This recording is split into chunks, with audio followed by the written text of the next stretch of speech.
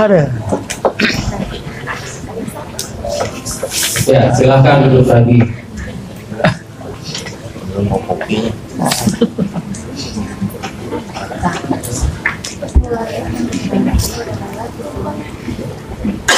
Nah, sebetulnya ya yang bikin ngantuk itu adalah serotonin. Sebetulnya ada menyiasatinya itu di sini. Di ini kan ada ini ya, ada lekukan di antara alis ini di sini, lekukan ini. Ada 2 titik di sini. Coba dipijit itu, lalu ininya di apa? Dikerungkan ya, dikerungkan. Pijit agak lama, terus bukan ada dapat. Biasanya si ngantuk tuh berkurang. Ini Ditekan. sejangkan, terus buka dadakan. Nah kalau tiba-tiba membuka mata di tempat yang lain ya itu resiko. Tiba-tiba sudah ada di dimensi lain.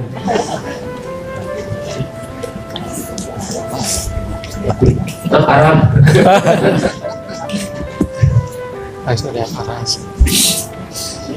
Nah ini mulai ujian-ujian itu dimunculkan. Ujian itu buat siapa? Buat 2 makhluk itu loh.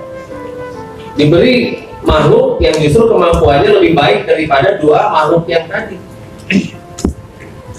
Itu adalah sistem. Abrasa itu adalah sistem. Sistem untuk menguatkan yang namanya kita, kaum-kaum ini. Jadi itu yang istilahnya abras atau iblis, yang kita bisa kenal dengan iblis juga. Lihat iblis. Apakah iblis itu memusuhi manusia? Iblis tidak pernah memusuhi manusia loh. Mereka mencari teman dari kaum manusia. Cari teman.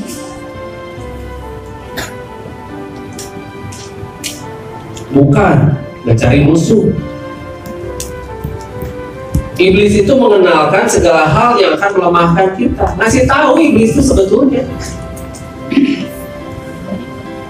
dengan segala yang enak-enak itu. Jadi ngasih tahu yang lemah kamu itu di sini. Tapi kan fokus tuh, ada itu fokus gitu kan. Dan mulai digoda itu kapan? Ketika mulai mengkloning dirinya. Ketika dia masih tunggal atau masih sendiri, nggak akan digoda, malah banyak diskusi. Sama kurus satu ya. Banyak diskusi dengan malaikat, diskusi dengan jin. Karena iblis itu dari golongan apa? Dari golongan api atau golongan jin. Nah, apabila manusia sudah mampu hidup di tempatnya dia, berarti manusia sudah mengalami kemajuan. Nah sekarang begini, manusia dibuat dari zalzoli atau dari tanah hitam yang dibentuk. Nah kalau tanah, kita tinggal di mana? Di planet bumi kan? Yang tanah. Nah iblis dari api, tinggalnya di mana? Di api. Jadi iblis itu masuk ke habitatnya di sana tuh bukan disiksa. Masuk ke habitat, makanya lempeng-lempeng aja kan. Hei iblis, kamu tinggal di neraka, sudah dinaruh nar atau api.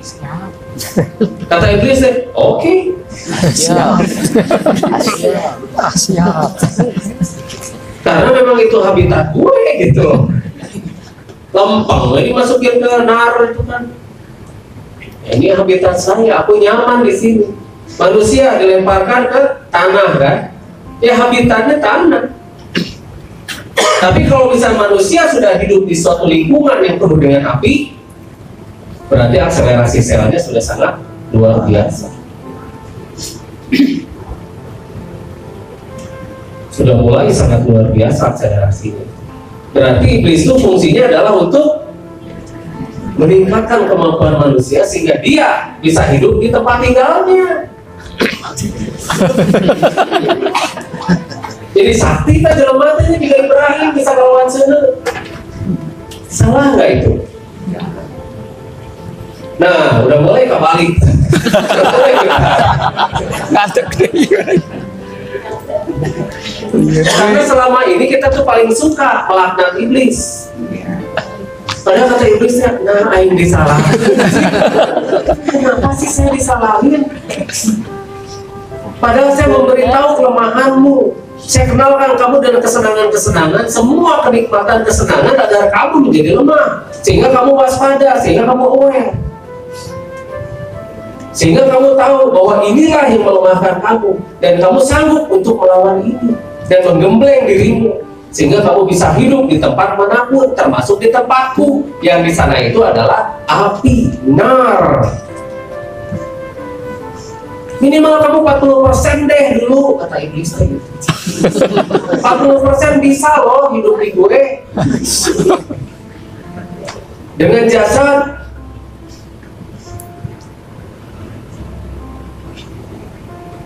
Nah ini dihilangkan loh, diputar balikan loh si Balaam itu.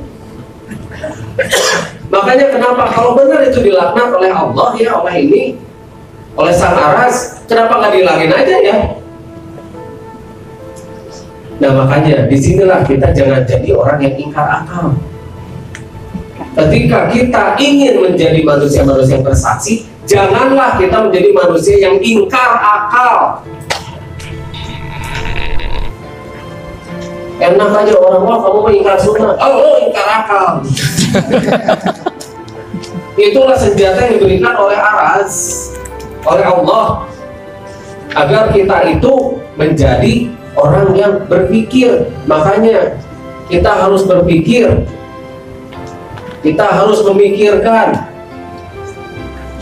Kalau misalnya mau dari awal juga gampang, musnah,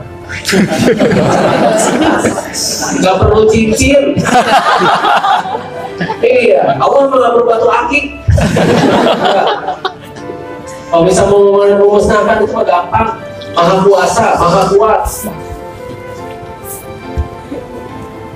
Dan di dalam ini ada roh.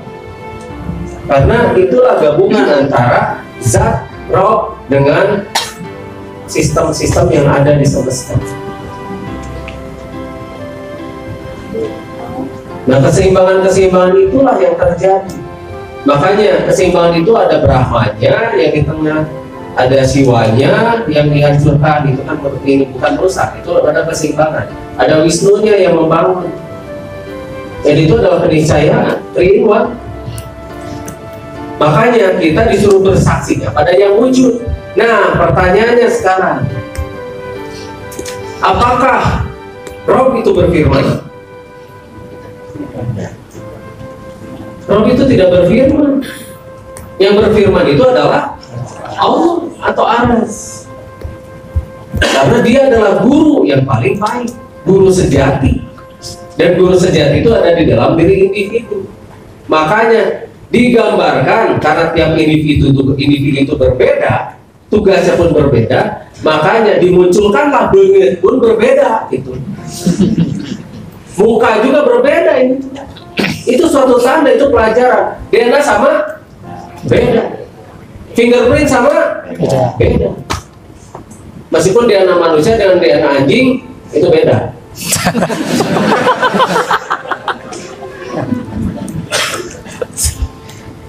Semuanya berbeda, itu adalah tanda yang dibuat oleh sang aras atau sang maha mengetahui agar kita itu saling melengkapi, bukan bersaing. Tidak ada ajaran bersaing. Tidak pernah kita itu diajarkan bersaing satu dengan yang lain. Kita itu belajar untuk saling memakmurkan atau silih wangi, saling mewangikan, saling memakmurkan, saling asah, saling asih, dan saling asuh. Nah terjadilah yang namanya kesetaraan dan kesejajaran di dalam diri kita yang disebut dengan pajajaran, bukan pajaratan. Tahu pajaratan? Kuburan. Inilah kita. Tidak ada ajaran persaingan. Ini mah antara agama sendiri bersaing ya. Dan agama sendiri mengajarkan perang akhirnya. Karena sudah dirubah oleh si Balaam jadi alat-alat politik sejak dulu. Makanya ada ajaran penggal, ada ajaran bunuh, ada ajaran potong.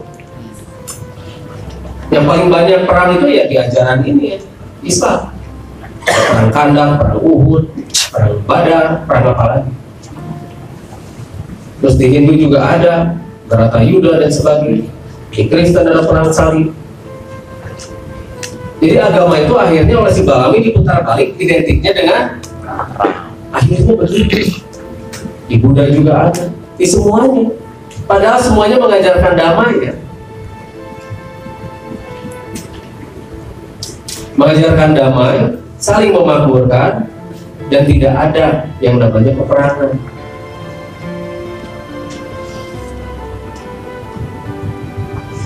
Tiba-tiba sekarang jadi berubah semuanya ya. Nah, siapa yang merubahnya? Balaami. Yang nama aslinya tahu? KREZ tulisnya. Krez. KREZ nih. Seperti merek ini nih. Kres. Cuma nggak pakai T ujungnya. Kres mah. Istrinya namanya Etna. Balaami itu julukan dari orang yang memutar balikan atau yang dikenal dengan istilah Dajjal.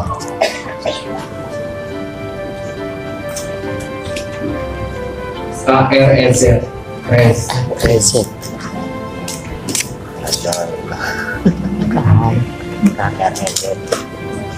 Pendek, nama-nama Atlantis itu pendek karena dia tadinya Raja Atlantis. Nama-nama Atlantis itu pendek. Vietnam, Krez, juga Asep Maya teman. Sek, Kres ya. Terus mandok beli itu kedua huruf AI. Bisa bohong. Asep Maya.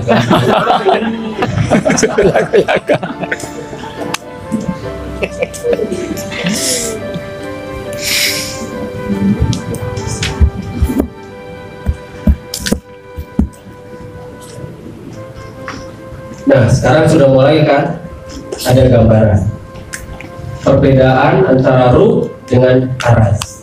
Saya istilahkan ruh dengan aras saja. Ya pakai bahasa kaum dulu. Disingkai tiba-tiba menjadi fitnah dari orang-orang tidak paham. Dari orang-orang dari korban Balaami.